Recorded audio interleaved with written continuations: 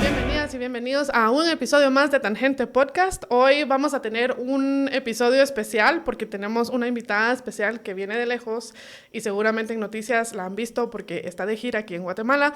Pero nada más les quiero contar que ella no habla español. Así que el episodio de hoy les voy a pedir su comprensión porque lo vamos a grabar en inglés. Pero está interesante, así que quédese porque vamos a hablar acerca de democracia y espero obtener una perspectiva externa acerca de cómo está la situación de la democracia en la región y en Guatemala. Y bueno, quédese con nosotros, síganos, suscríbase y bueno, voy a aprovechar a cambiar a inglés ahora sí para presentarles a mi invitada. Ella es Tamara Wittes. Welcome, Tamara. She's president of the NDI and you are the first female president of the NDI, right? I am, Lucy. Thank you. And thank you for having me here. It's really great to meet you. Y voy a volver un momento al español solo para recordarles que Transdoc es la feria de empleo permanente. Si tienen una empresa o quieren acceder al mejor talento humano, recuerden que pueden contratar los servicios de Transdoc. Al contratar el servicio van a tener acceso ilimitado a hojas de vida, publicación ilimitada de vacantes y usuarios reclutadores ilimitados en el periodo en que contratan el servicio. Así que ya saben, Transdoc tiene candidatos en todo el país y tiene perfiles que podrían cubrir de todo, desde nivel operativo hasta gerencia. Así que escriban a Transdoc. Ellos están en transdoc.com o su correo electrónico es contáctenos@transdoc.com. So welcome, it's great to meet you too, and I wanted to start by getting to know you. So I have read a little bit about your career, and I know that you built your career around, the Middle East, Yes. and you had experience in democracy building through the Department of State. So maybe you could tell us some stories or any big lessons that you learned through that experience that have followed you through the years. Sure. Thank you for such a great way into this conversation about democracy, because I think that my experience working in the Middle East, and particularly getting to know people in Arab countries who were working to change their future, to shape the future of their countries, it's one of the experiences that has shaped the rest of my professional life. And I don't think I would be president of NDI right now if I hadn't had that experience. So I was a PhD political scientist, a scholar at a think tank, writing about the Middle East. And I could see that this is in the early 2000s, mm-hmm. Young people and women were increasingly impatient with the opportunities that were available to them in their countries, and also frustrated with the extent to which politics was just stuck. There was no room for new voices or new ideas. The idea of a youth in many of these Arab governments was somebody who's like under 70 years old. The presidents are in their 80s. So I think it was really watching these civic movements build 10 years before the uprisings began in 2011 that really showed me, how people want freedom. They want the ability to shape their own future.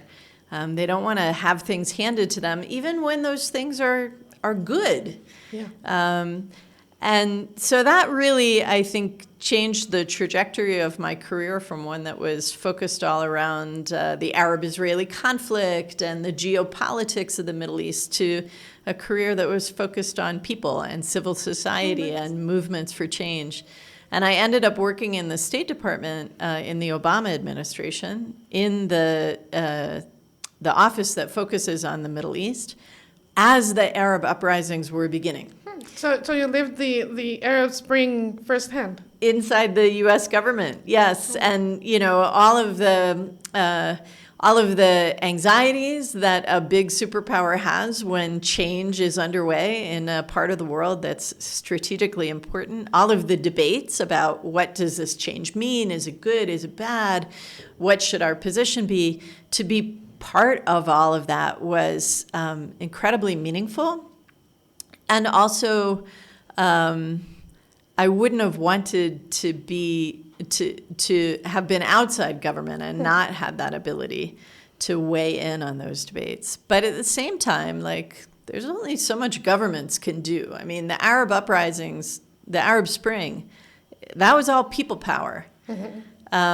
And so I think it reinforced to me that even when political institutions or governmental institutions think they really have it all in hand, people can make up their own minds. Yeah, that makes me think about our last year.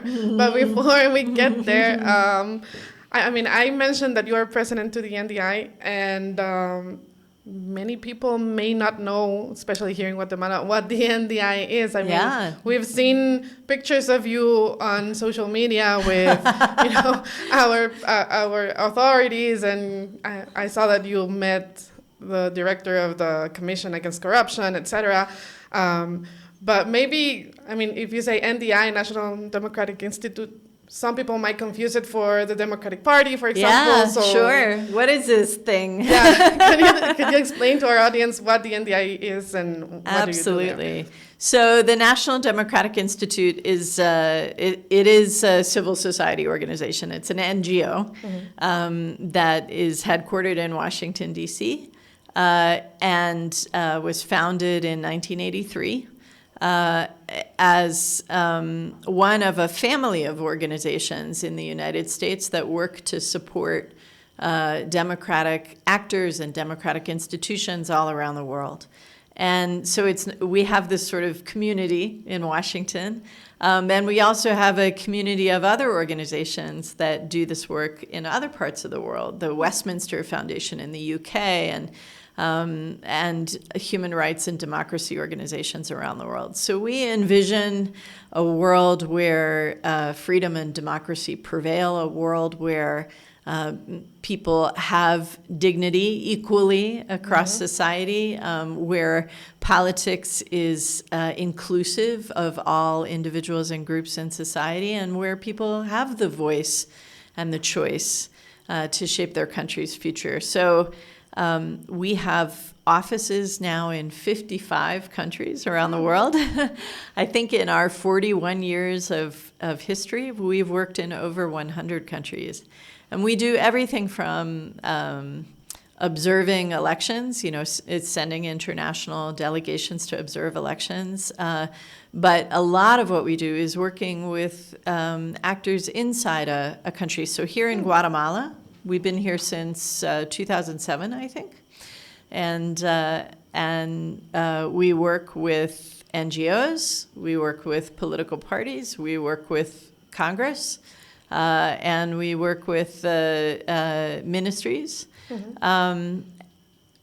technical assistance on things like how do you build connections between an individual deputy in Congress and their constituents, their voters back in the district? How do you understand public opinion polling and what it's telling you about what people value the most or what are the most urgent priorities? How do you negotiate to build a coalition of parties or interest groups to advance a particular goal? And in all of this work that we do, we're not saying what the goals should be. That's for Guatemalan actors to decide. But we're here to provide skills or training or technical assistance to help Guatemalan actors, whether they're individual voters or the executive branch of the government, to achieve the goals that you decide. That's great. And this is the first time you're traveling as president of the NDI, right? Yes. So I'm only 2 months in this job. I started in the middle of March. And it's, we're a big organization. It's about 1/3 of our employees are at our headquarters and 2/3 are out in the countries where we work. So I spent the first 2 months at headquarters, and then I thought, okay, I need to go see where things are happening, which is here in Guatemala. This is where some really exciting political developments have been taking place. And so I was really pleased to make this my first overseas trip. And I think this is a place where a lot of our partners, a lot of democratic actors all around the world are watching what's going on here in Guatemala, really. Because this past year has been so dramatic. Yes.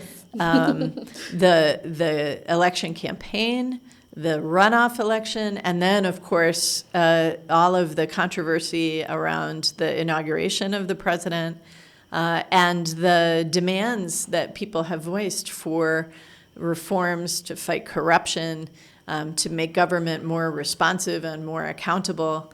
And to see the way so many groups across society mobilized to say, this was our vote, and this is the way we voted, and we want all of you political actors to respect our choice. That's a really powerful statement, and I think it inspired people around the world. Yes, definitely. And, when we started the podcast last year, we thought, well, it's a great thing that we're starting the podcast about, political analysis, current events, etc., on an electoral year. Yeah. But we never thought it would be this way, it would be such a particular year. And More than you expected. Exactly. Yeah. And we would get to cover it and analyze it and have guests here who could talk about, the things that you're mentioning as they were developing.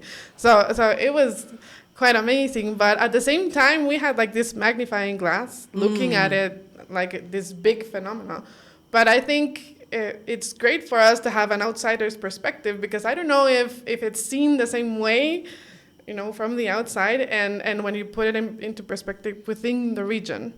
Because we saw last year as a threat to democracy, but a threat that was a part of how democracy is being threatened through the region.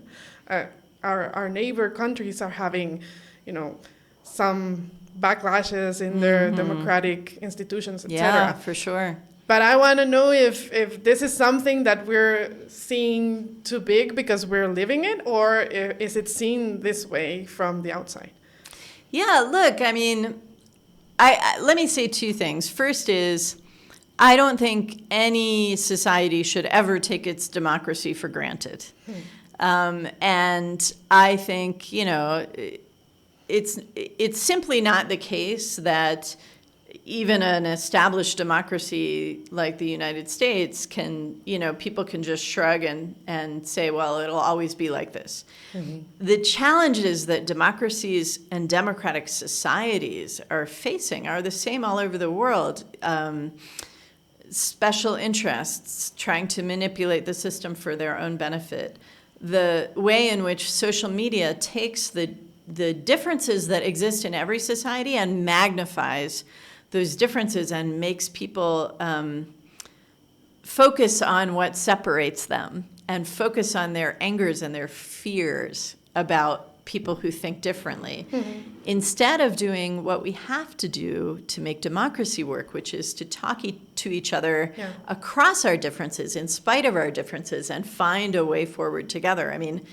That is what democracy is all about, is a community of people who might have different opinions agreeing that this is the way we're going to decide how to move forward. And so for NDI, I think seeing these challenges globally, it makes it so important to look at and understand what's happening here in Guatemala, because this was a case where voters and civil society organizations and political movements came together to overcome some of those challenges. And that has lessons for other societies. In an era where we have autocratic governments like China and Russia using using social media to exacerbate divisions in our societies, and marketing their own systems to say, well, democracy is chaotic. Yeah. And, it's unpredictable and it doesn't ever get anything decided. And our societies are orderly and, our leaders are strong. Okay, but orderly and strong doesn't mean that it's going to do what I need as a citizen, right? Yes. I have no way to hold that strong leader accountable. My democracy may not be perfect, but because it's a democracy, I have ways to fix it, right? Yeah. Y volviendo de nuevo al español, solo para contarles que San Miguel tiene madera de expertos. Si ustedes quieren hacer algún proyecto de ya sea renovación del hogar o cualquier proyecto que tenga que ver con madera, muebles o material para trabajar madera, pues pueden visitar San Miguel. Ellos tienen tiendas en toda la República, pero la tienda central está en la zona 9. Ellos están sobre la Sexta Avenida en el 12-27. Así que ya saben, San Miguel tiene madera de expertos. Yes, and maybe some days the leader will work for certain groups of people, but the next day maybe it will work against, certain groups of people as well. So you might be really happy and joyful that you have a dictator that works for your interests, right. But that's not going to happen all of the time, and then you won't have a way to, try to make your rights be valid as well. That's right. That's exactly right. So how do you see the election in the U.S. right now? I mean, when you mentioned that in the Middle East, when you worked there, the authorities were 70, 80 years old. Yeah. It's kind of, it makes me think about the elections in the U.S. And the whole polarization that you're living, and how do you see democracy? What's the state of democracy in the United States right now? Yeah, so like I said, I think that some of the challenges that we see in the United States or in the UK or in European countries are not that different from challenges that we see in Latin America. Polarization, right, where even small differences get turned into like an all-out war of words, right? Or politicians are more interested in getting a video clip that they can put on their Twitter than they are interested in coming to a compromise. Compromise becomes like a bad word, right? And when that happens, it's very, very difficult to do the things that citizens expect from their government. So, we face challenges, but I think the secret sauce, the magic in democracy is not that it's such a great system, but that it has the mechanisms to fix itself, right? Yeah. So in our Congress, which is very polarized, Republicans and Democrats, and very evenly divided, both in the House and the Senate, it's almost 50-50, but you also have Republicans and Democrats who have come together in something called the Problem Solvers Caucus, right? Wow, that's so practical. And so from my home state in Michigan, there's a congresswoman in the Problem Solvers Caucus. And why is she there? Because she knows if she can't come back to her voters and say, I've lowered the prices of your prescription drugs and I've fixed your roads, and we're finding ways to regulate on the internet so that your children will be safe from, the guys, the hackers and the guys who take over cameras and, blackmail.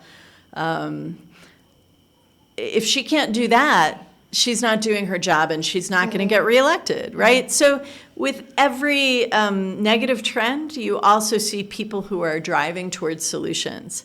And voters are going to gravitate to the people who are actually solving their everyday problems. So I'm basically an optimist about democracy, whether it's in the United States or anywhere else, because I think at the end of the day, people want government to solve their problems, and they're going to find a way to make that happen. Yeah, I'm an optimist too. So I was wondering, What do you think the effect will be over Guatemala after the elections in U.S.? Do you think it will have like a big effect in the region or not that much? I mean, it's very hard for me to say because I think I think we can't predict how the U.S. elections are going to go. I think it's also hard to, I think politics here are very dynamic. And so there are a lot of different variables in the equation, I guess I would say. But, what I do think is important for your listeners to know is that when you look globally, Latin America is right behind the U.S. and Europe as a region with, more democracies. It's seen a stronger growth of democracy than other regions of the world. Yeah. And democracies in Latin America are resilient, meaning that they can overcome challenges in the way that we've seen Guatemala overcome challenges this past year. So, I think like we were saying earlier, citizens have to value their democracy. Yes. They have to renew it. They have to not take it for granted. But I think that people in Latin America should feel confident about the progress that's been achieved and confident in their own commitment. It's evident in public opinion polls. It's evident in the fact that voters in the countries of Latin America turn out at rates that are quite high globally, like 75%. We would love to have 75% turnout in a U.S. election. So I think that there's a really good story to tell here, and I think that if this is the direction that people here have chosen to go, then your neighbors who want to have good relationships here have to respect that. Yeah. And I want to go back to you. I mentioned at the beginning that you are the first female president of the NDI. So what does that mean, to you and to the NDI? Thank you. Well, look, I mean, I think it's funny in a way that I'm the first woman president in 41 years. I'm not, I have to say, I'm not the first woman president in my family of democracy organizations that I was telling you about. And that's important. But I have tried throughout my career to advance women's leadership, to support women's leadership in foreign policy and national security in the U.S. government. I actually worked with some friends 5 years ago to found a new NGO that was dedicated to getting more women into national security positions in the U.S. government. There are a lot of really talented women in Washington who have the training and the expertise, but they weren't getting the jobs. And that was mostly about, who's in your network, right? Like, if I'm a white guy who went to Yale, like, I'm going to know more white guys who went to Yale, right? So we realized that the network of women in national security, we had to lift one another up. We had to help one another more. And so we started this new NGO. We got a bunch of really impressive people to sign up. And then we went to all the presidential candidates. This was, when the campaign was heating up in 2020, Republican candidates and Democratic candidates. And we asked them to sign a pledge that if they were elected president, they would appoint 50-50 men and women to national security positions. President Biden signed the pledge when he was a candidate, and the organization tracked every appointment he made, and he just about got to 50-50. So, I think that we need to keep opening up these networks. We have to open up the conversation and always be asking ourselves, who isn't in the room? That could make this a richer conversation, a more interesting conversation. Yeah, I really like that. So we're heading towards the end of the program, but I was wondering if there's anything else that you'd like to say about your visit. Like, what would have to happen for you to go back home and be happy and say, mission accomplished? The trip was successful. Well, I mean, my trip is successful because I'm mostly here to learn, right? So in that way, I feel like it's already a success for me as someone relatively new in this job and someone who's very new to the politics of Central America. I mean, I'm just learning a lot by being here and talking to everyone. What I would say is, this week I've already met with elected deputies in the Congress from a whole bunch of different parties. I've met with the recognized authorities from some indigenous communities. I've met with leaders of NGOs. I've met with academics. I was honored to meet with the president earlier today. And everyone I talked to has ideas about how things could be better, right? But everyone I've talked to values the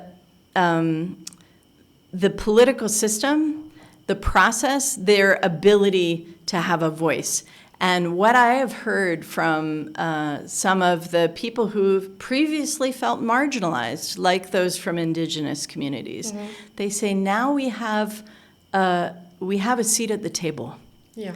And that's really what it's all about. Democracy doesn't mean you're always going to get your way. But it means you have a seat at the table, you have a voice, you have the opportunity to persuade, to form alliances with others, right? And then you find where's the majority in society, where's the consensus in society, where's a way that you and I, even if we disagree, can find a solution that gives each of us something that we want, right? And so I feel like the trip is a success because I feel like I have heard from a lot of actors across Guatemalan society that they feel confident in their ability to keep improving and advancing their democracy. Yeah, I think that's a very valuable lesson, and I definitely agree with you that we cannot take democracy for granted. I mean, this is a window of opportunity that we have right now, and it could get closed any moment. I mean, the people who are against democracy, they won't rest, so we can't rest either. The ones that we want to work towards democracy too. Yeah, that's right. And it means that even when you and others who want to advance democracy disagree about exactly what should be the priority or exactly how to get something done, that you're going to keep working to find a way forward together because together is what you need to be in order to push back on those adversaries and keep Guatemalan democracy on track. Just out of curiosity, I just thought about this. Have you read any books? Like we have a lot of novels that gather our culture and way of being, but also there's this magnificent collection of nonfiction work, etc. Have you had the chance to read any of it or buy any of it during your trip? I haven't yet. I haven't had a minute to go shopping for anything except I did buy some wonderful Guatemalan coffee today at a coffee shop. So I hope that I will have a chance to go browsing. The Give NDI. Me your recommendations. Yeah, definitely. I will talk to the NDI mission in Guatemala to take you to a bookshop or something, or maybe buy some for you while you're here so you can take back home. But definitely, there's some of them that you should check out. They could bring a different dimension to your experience here. Yeah, I would love to read more about the history of Guatemala and about the cultures here, which are incredibly rich and ancient. And I later this week I'll get to see Antigua, which is also, I know, a very historic town. So I'm looking forward to that. So I wish you a great rest of your trip, and I hope you get to meet more interesting people. And thank you so much for coming to the podcast. Lucy, thank you so much. And thank you for having a podcast that's all about interesting conversations. I think that's really important too. Ok, y gracias a ustedes por escucharnos el día de hoy y volvemos pronto con otros episodios, ahora sí en español para ustedes, y nos vemos en la próxima.